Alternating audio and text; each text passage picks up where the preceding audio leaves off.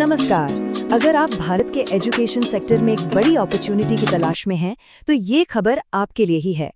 आज हम केवीएस और एनवीएस की तरफ से 2025 के लिए जो एक बहुत बड़ा जॉइंट रिक्रूटमेंट ड्राइव अनाउंस हुआ है, उसकी हर डिटेल को समझेंगे। जी हाँ, आपने बिल्कुल सही सुना। हम बात कर रहे हैं देश के दो सबसे बड़े और प्रतिष्ठित सरकारी स्कूल नेटवर्क्स की, केंद्रीय विद्यालय संगठन यानी केवीएस और नवोदय विद्यालय समिति यानी एनवीएस। इन दोनों ने मिलकर एक नेशन वाइड हायरिंग का ऐलान किया है, जो हजारों लोगों के लिए मौके लेकर आया है। तो सवाल यही है कि क्या ये सच में इस साल की सबसे बड़ी टीचिंग अपॉर्चुनिटी हो सकती है? चलिए, अगले कुछ मिनटों में हम इस पूरे रिक्रूटमेंट ड्राइव को डिकोड करते हैं, ताकि ये पता चल सके कि ये आपके लिए सही मौका है या नहीं। तो इस पूरी प्रक्रिया को समझने के लिए हम इसे 5 हिस्सों में देखेंगे। सबसे पहले केवीएस और एनवीएस हैं क्या, फिर देखेंगे कि कितनी जॉब्स हैं, कौन कौन अप्लाई कर सकता है, सिलेक्शन प्रोसेस कैसा है, और सबसे ज़रूरी, अप्लाई कैसे और कब करना है। तो चलिए सबसे पहले ये समझते हैं कि आखिर ये दोनों संगठन हैं क्या। देखिए, नाम तो हम सबने सुने हैं, लेकिन केवीएस और एनवीएस के बीच एक बहुत बड़ा फर्क है, जो किसी के भी डिसीजन पर असर डाल सकता है। यहाँ जो सबसे बड़ा फर्क है वो समझना बहुत ज़रूरी है। देखिए, केवीएस आमतौर पर डे स्कूल्स होते हैं, मतलब सुबह आए शाम को घर, लेकिन एनवीएस ये पूरी तरह से रेजिडेंशियल हैं। इसका सीधा सा मतलब है कि अगर आप एनवीएस में टीचर बनते हैं तो आपको स्कूल कैंपस के अंदर ही रहना पड़ेगा, जिसके लिए आपको रेंट फ्री अकोमोडेशन भी मिलता है। तो ये सिर्फ एक नौकरी नहीं, बल्कि एक पूरी लाइफस्टाइल है। चलिए अब आते हैं सबसे एक्साइटिंग हिस्से पर, जिसका सबको इंतजार है। जॉब्स कितनी हैं? देखते हैं कि ये अपॉर्चुनिटी असल में कितनी बड़ी है। 14,967 यानी कि लगभग 15,000 वैकेंसीज।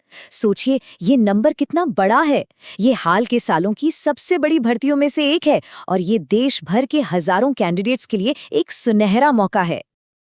और इन वैकेंसीज में से एक बहुत बड़ा हिस्सा, मतलब 12,500 से भी ज्यादा, सीधे सीधे टीचिंग रोल्स के लिए है। तो अगर कोई टीचर बनना चाहता है तो इससे बेहतर मौका शायद ही मिले। और हाँ, लीडरशिप और नॉन टीचिंग स्टाफ के लिए भी अच्छी खासी ओपनिंग्स हैं। और देखिए, यहाँ सिर्फ रेगुलर टीचर्स की ही बात नहीं हो रही है। पीजीटी, टीजीटी, पीआरटी तो है ही, इनके अलावा स्पेशल एजुकेटर्स, लाइब्रेरियंस और एडमिनिस्ट्रेटिव स्टाफ के लिए भी मौके हैं। तो अगर एजुकेशन से जुड़ी कोई भी स्किल है तो यहाँ एक अपॉर्चुनिटी हो सकती है। ओके, ओपनिंग्स तो बहुत हैं, लेकिन सबसे जरूरी सवाल, क्या आप एलिजिबल हैं? चलिए अब इसी पर बात करते हैं कि कौन इन पदों के लिए अप्लाई कर सकता है। सबसे पहले एज लिमिट देख लेते हैं, जो कि बहुत सीधी है। पीजीटी के लिए अपर एज लिमिट है 40 साल, टीजीटी के लिए 35 साल और पीआरटी के लिए 30 साल। इससे क्विक चेक हो जाएगा कि आप एलिजिबल हैं या नहीं। अब बात करते हैं एजुकेशनल क्वालिफिकेशंस की। यहाँ 3 चीजें बहुत जरूरी हैं। पहला, आपके पास सही डिग्री होनी चाहिए, जैसे पीजीटी के लिए मास्टर्स। दूसरा, बीएड की डिग्री ज्यादातर टीचिंग पोस्ट्स के लिए कंपलसरी है। और तीसरा, टीजीटी और पीआरटी पोस्ट्स के लिए सीटेट एग्जाम पास करना भी जरूरी है। और हाँ, एज रिलैक्सेशन पर जरूर ध्यान दें। SC/ST के लिए 5 साल, ओबीसी के लिए 3 साल। लेकिन यहाँ एक बहुत बड़ी बात है, खासकर महिला उम्मीदवारों के लिए।